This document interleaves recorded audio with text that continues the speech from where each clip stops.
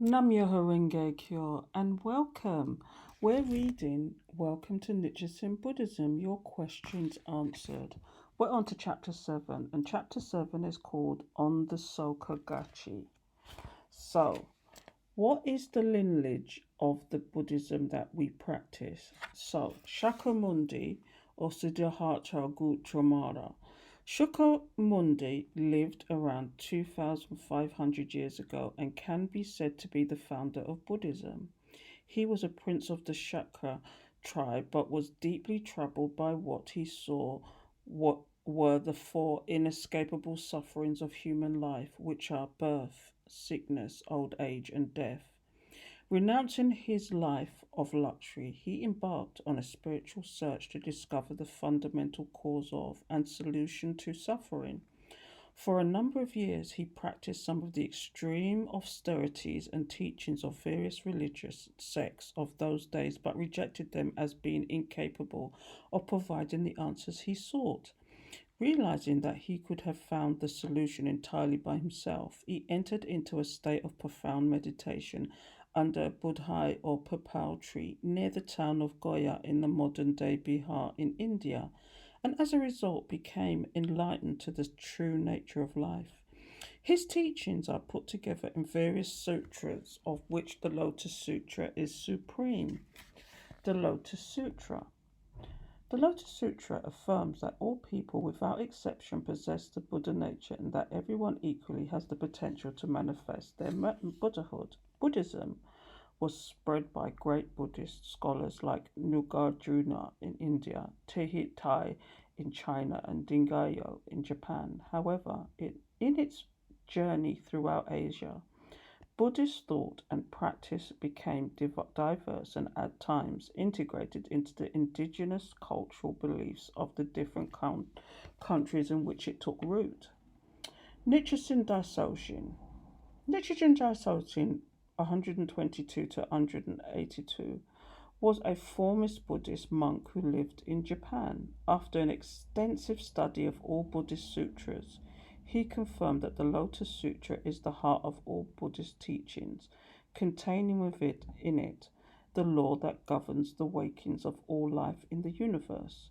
He identified this law as nam-myoho-renge-kyo and established its chanting as a universal practice to enable all people to manifest the Buddha nature inherent in their lives and thus gain the strength and wisdom to challenge and overcome adverse circumstances.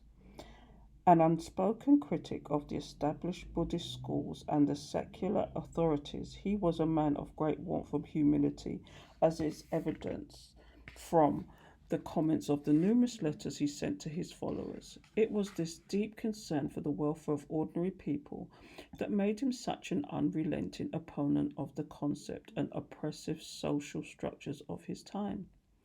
The Daishonin embarked on a great struggle to fulfill his mission to spread the mystic law, bracing himself to encounter great opposition and persecution. The fulfillment of this great law to spread the law, of this great vow to spread the law, was his life's guiding purpose, and he established a foundation for this law to spread for eternity. The Soka Gakkai. After a gap of around 7 centuries, the Soka Gakkai emerged as the organization that would fulfill the Buddha's decree of spreading the law of Nam-Myoho-Renge-Kyo into eternity. The Soka Gakkai was founded in 1930 by Tomisuburo Machugati and his disciple Jose Toda. Both were educators, and Makugachi, already in his late 50s when he encountered Nichiren Buddhism, has devoted much of his life to educational reform.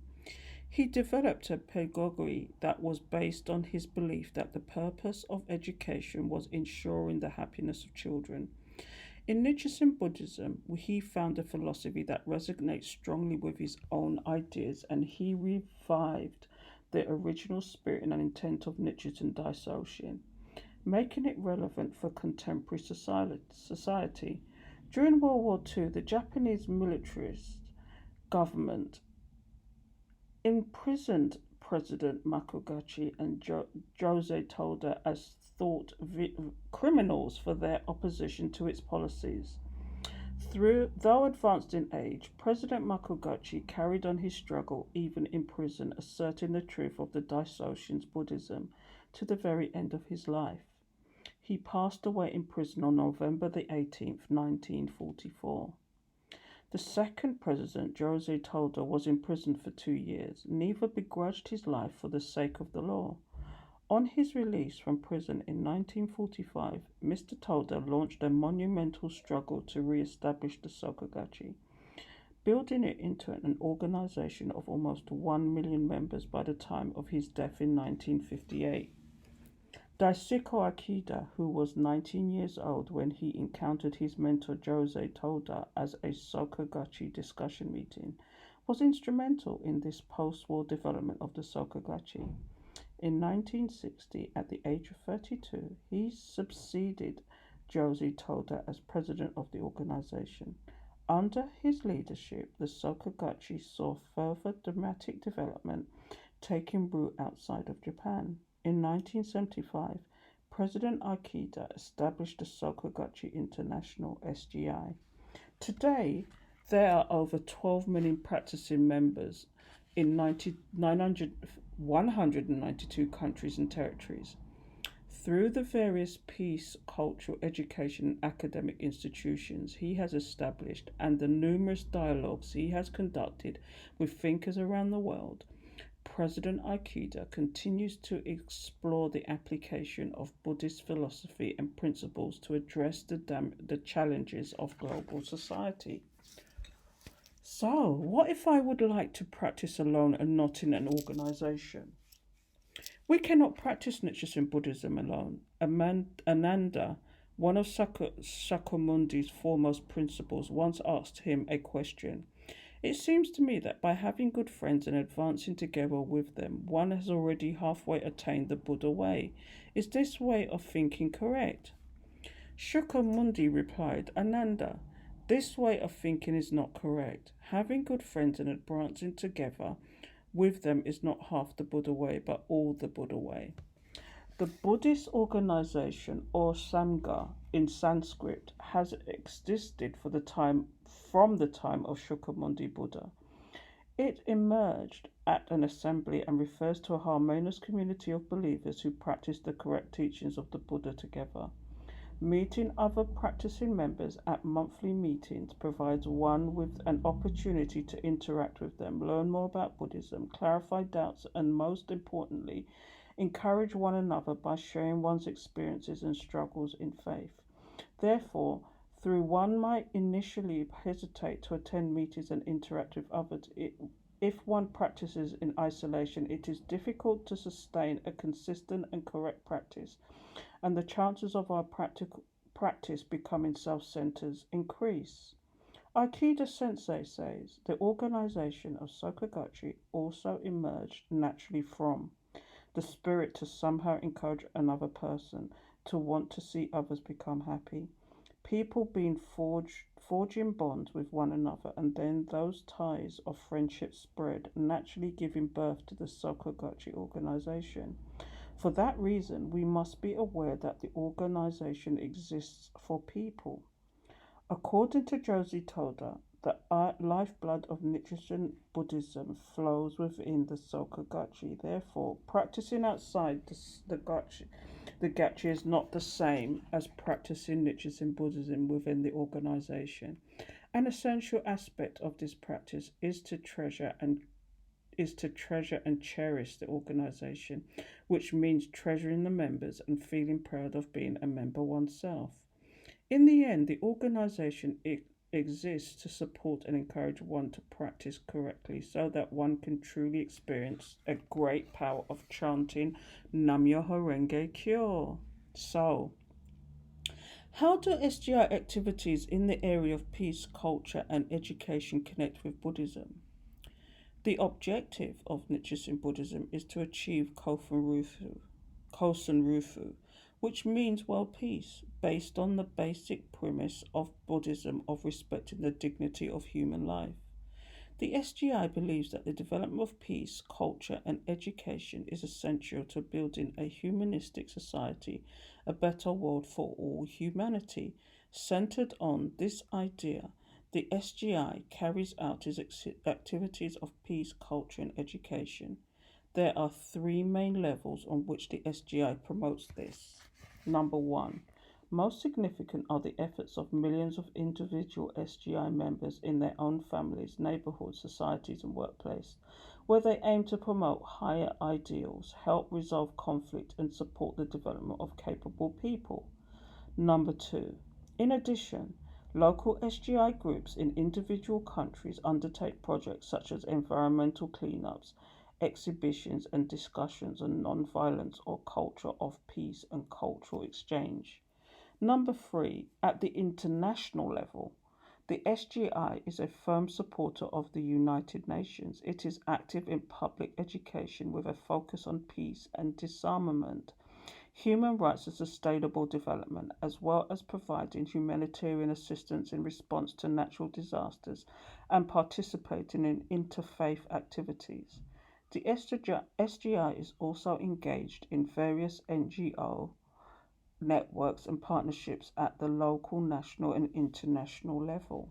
So, understanding that individual happiness and the realization of a peaceful world are intrinsically linked, SGI members strive to actualize their inherent potential while contributing to their local communities and responding as global citizens to the shared issues facing humankind.